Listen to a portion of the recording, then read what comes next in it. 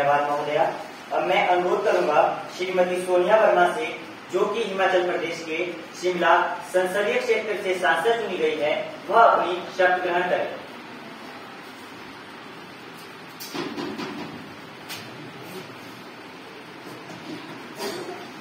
माननीय, आप शपथ लेंगे या प्रतिज्ञा लेंगे? मैं शपथ लूंगी। हिंदी या अंग्रेजी भाषा में?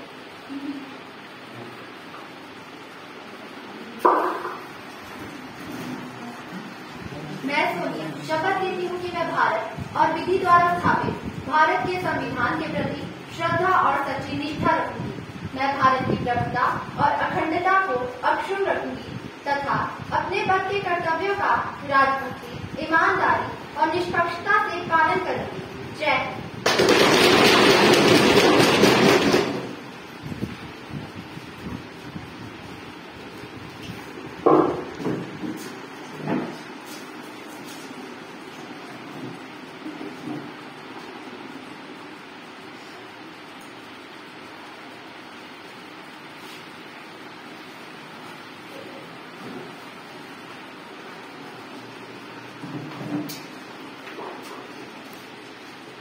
अब मैं अनुरोध करूंगा श्रीमती निशा शर्मा से, जो कि केरला के त्रिवंतपुरम संसदीय क्षेत्र से सांसद चुनी गई है, वह अपनी शपथ ग्रहण करें।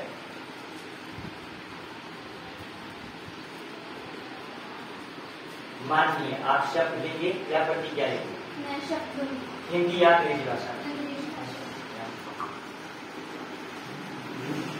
I am Nisha, to swear that I will be faithful and bear true allegiance to India and to the Constitution of India, as by law established, that I will uphold the sovereignty and integrity of India, and that I will carry out of the duties of my office with loyalty, honesty and impartiality.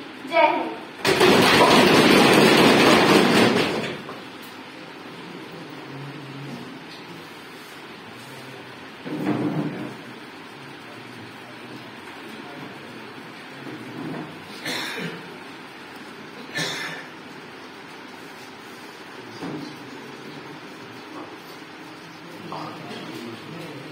साथियों, हम 90 महीने बाद सदन में मिल रहे हैं।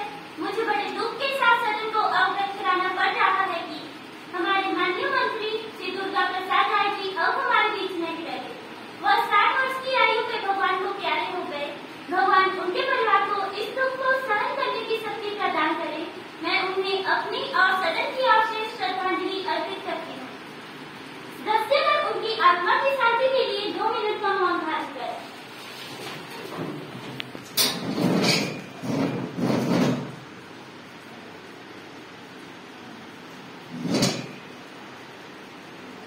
ओम शांति ओम।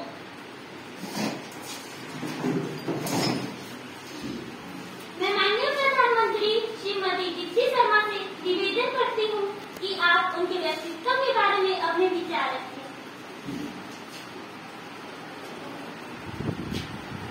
माननीय अध्यक्ष महोदया, मैं श्री दुर्गा प्रसाद राव की अकस्मात मृत्यु से बहुत आहत हुई हूँ। 60 वर्ष की आयु में श्री दुर्गा प्रसाद राव भगवान को प्यारे हो गए। वे बहुत ही साधारण व सच्चे दिल के नेता थे, जो जमीन से जुड़े हुए थे। वे हमारी पार्टी व देश के लिए एक महान सपूत थे। मुझे याद है, जब मैं पहली बार उनसे मिली तो उनकी कर्तव्य निष्ठा और लोगों के प्रति प्रेम देखकर मैं बहुत प्रसन्न हुई। वे जब भी मुझसे मिलते, नई नई जानकारियों पर विचार विमर्श करते। सच में उनका देहांत हमारे लिए बहुत क्षति है। उन्होंने जो भी देश के लिए किया, वे उन्हें हमेशा याद रखेगा। धन्यवाद।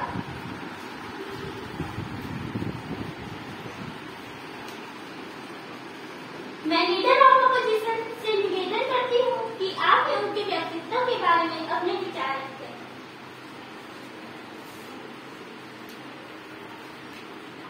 माननीय अध्यक्ष महोदया, मैं आपको बताना चाहूंगी कि श्री दुर्गा प्रसाद राव प्रतिभा व ज्ञान के भंडार थे। वे जब भी संसद में बोलते तो वे अपनी बात को बड़ी विशालता से रखते थे।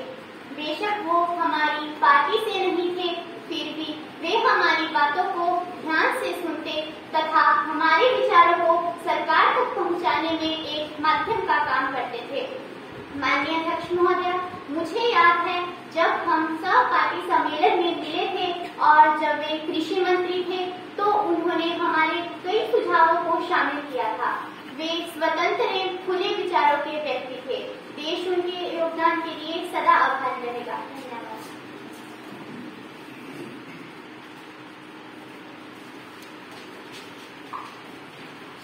प्रश्न काल को शुरू किया जाए।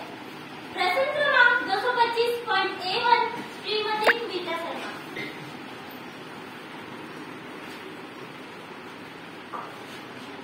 धन्यवाद अध्यक्ष महोदया। मेरा प्रश्न माननीय स्वास्थ्य मंत्री से है कि भारत पिछले 6.7% कोविड-19 से पहले 80 मिलियन जनसंख्या गरीबी रेखा के नीचे थी, लेकिन पैंडेमिक के दौरान यह संख्या बढ़कर 114 मिलियन हो गई। इस बीच महंगाई की वजह से लोगों के स्वास्थ्य व उनको सस्ती दरों पर पोषक भोजन कैसे मिल सकता है? सरकार इस दिशा में क्या कदम उठा रही है? धन्यवाद।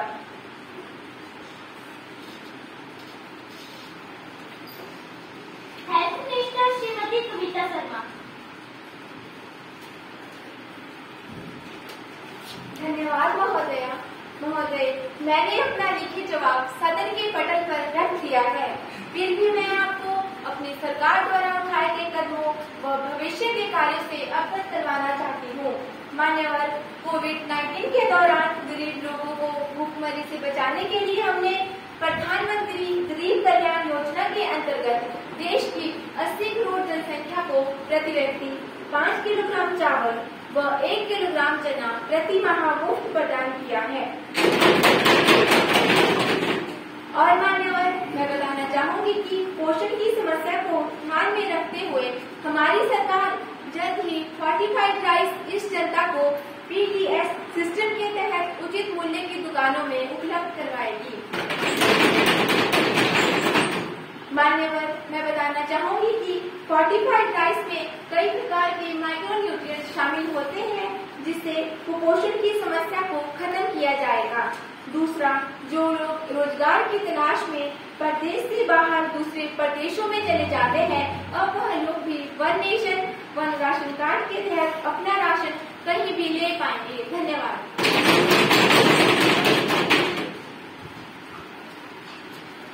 Any supplementary question? Shrimati Neerja गाकर। धन्यवाद अध्यक्ष महोदया, मैं मंत्री जी से पूछना चाहती हूँ कि सरकार क्या कदम उठा रही है कि फोर्टिफाइड राइस बिना किसी मिलावट व सही मात्रा में लोगों तक पहुँच जाए तथा इसकी डिस्ट्रीब्यूशन में कोई भ्रष्टाचार न हो।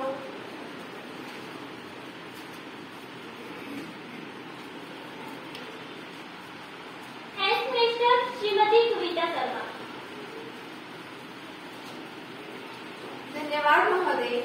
पूरे देश में उचित मूल्य की दुकानों को कंप्यूटरीकृत किया जा रहा है और उपभोक्ताओं को आधार से लिंक किया जा रहा है, जिससे अब केवल उचित व्यक्ति को ही राशन दिया जाएगा और इसकी कालाबाजारी को रोका जा सकेगा।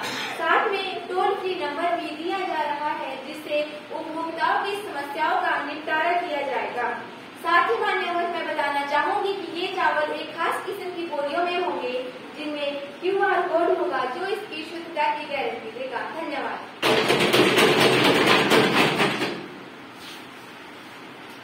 नेक्स्ट क्वेश्चन, प्रश्न क्रमांक 245.A3 Shri Rahul Sharma.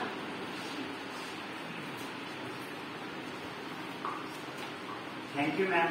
My question is to Agriculture Minister that case of farmers suicide are increasing day by day. What step is the government taking to control them and improve the condition of the farmers?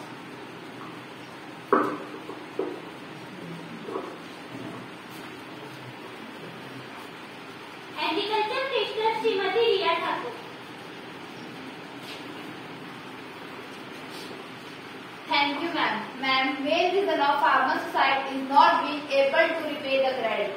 Agriculture is the subject of state list, yet the central government has taken many steps at its level to increase the income of farmers. Some of them are: first, PM Kisan Samman Nidhi. Under this scheme, farmers can deposit in his bank rupees 6,000 per year, so that they can buy leaves, fertilizers, pesticides, etc. at time and avoid the clutches of moneylenders. Second, ENAM, Electronic National Agriculture Market. Under the scheme, 550 Kisan Mandis of country have been digitalized so that farmer can directly sell their products to big stockholders without middlemen. Third, zero budget natural farming. In this, the cost of agriculture can be reduced and yield of crop is increased in natural way.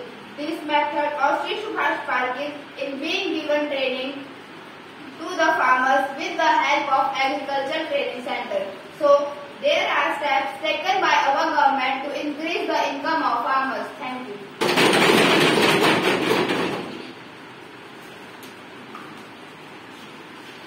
Any supplementary question? Next question. प्रश्न क्रमांक 228.2 श्रीमती वंदना Sharma.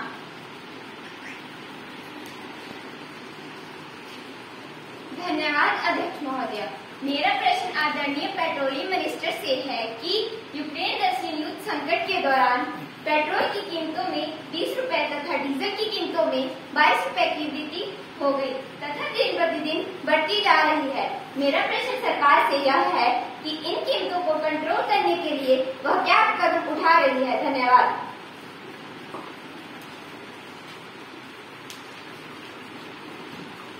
Petroleum minister Shrimati Nandini Sharma.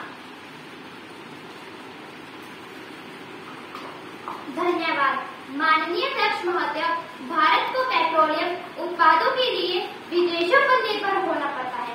देश की आपूर्ति का 80% हिस्सा हमें खाड़ी देशों या अन्य देशों से आयात करना पड़ता है। फिर भी जहां युद्ध के समय बाकी देशों के मुकाबले हमने कम वृद्धि की है, जहां पर पेट्रोल का मूल्य पाकिस्तान में 149 रुपए है और बांग्लादेश में 117 रुपए है और श्रीलंका में 373 रुपए है तथा इस वक्त भारत में पेट्रोल का मूल्य 105 रुपए है। देखिए, हमारी सरकार ने इसे निपटने के लिए तत्कालिक व दीर्घकालिक कदम उठा रही है। तत्कालिक कदमों में हमने सेंट्रल एक्साइज ड्यूटी 5% कम कर दी गई है तथा राज्यों को भी स्टेट वैट कम करने को कहा है, जिसमें डीजल व पेट्रोल के दामों में 5 या 10 रुपए की कमी आ रही है। दीर्घकालिक कदमों में हमने ब्लैक पेट्रोल, जिसमें 20% अल्कोहल पेट्रोल में मिलाया जाएगा तथा इसके लिए कई देशों में मेथनॉल प्रोडक्शन के लिए फैक्ट्रीज लगाई जा रही है। हमारी सरकार ग्रीन हाइड्रोजन के उत्पादन को भी बढ़ावा दे रही है, जिसमें 2030 में 35 तक भारत में पेट्रोलियम उत्पादों के आयात को भी बंद किया जा सकता है तथा इलेक्ट्रिक व्हीकल्स के प्रचलन को भी बढ़ाया जाएगा। धन्यवाद।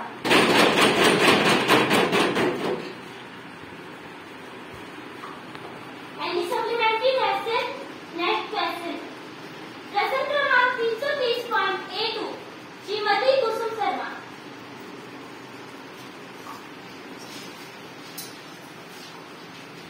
धन्यवाद अध्यक्ष महोदय। मेरा प्रश्न आदरणीय गृह मंत्री जी से है कि आए दिन जो देश के भीतर सांप्रदायिक दंगे तथा पत्थरबाजी व सरकारी संपत्ति को नुकसान पहुंचाया जा रहा है, सरकार इन सबको रोकने तथा देश में शांतिपूर्ण वातावरण कायम करने की दिशा में क्या कदम उठा रही है।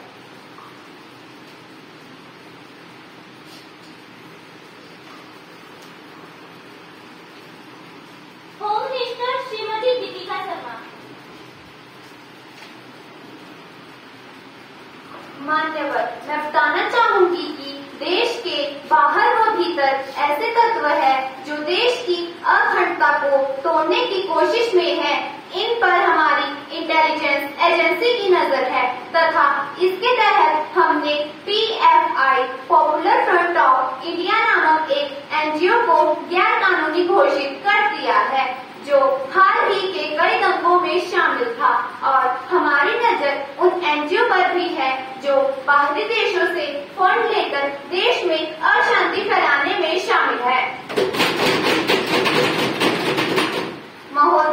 हमने पाया है कि जब भी कोई धार्मिक जुलूस निकलता है। जवाब से संतुष्ट नहीं हूँ महोदया, मुझे मेरे प्रश्न का जवाब गृह मंत्री से नहीं अपितु प्रधानमंत्री से चाहिए। आप अपनी जगह पर बैठ जाइए। महोदया, इस समय देश गंभीर स्थिति से गुजर रहा है। आप हमारी चिंता को जानने की कोशिश करें। आप अपनी जगह पे बैठ जाइए। मंत्री जी जवाब दे रहे हैं, पहले आप उनके जवाब को सुनिए। महोदया, हमने पाया है कि जब भी कोई धार्मिक जुलूस निकलता है तो उसमें पत्थरबाजी की घटनाएं होती है। इनको रोकने के लिए हम जुलूस पर ड्रोन द्वारा नजर बनाए रखेंगे तथा पुलिस वालों को भारी मात्रा में तैनात किया जाएगा।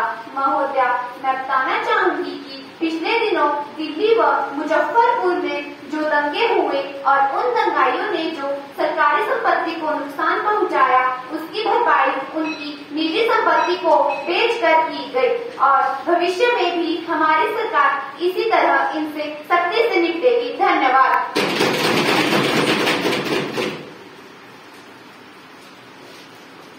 Any supplementary question? सदन आज की कार्यवाही यही पर समाप्त करता है। आप सभी से निवेदन है कि आप राष्ट्रीय गान के लिए खड़े हो जाएं।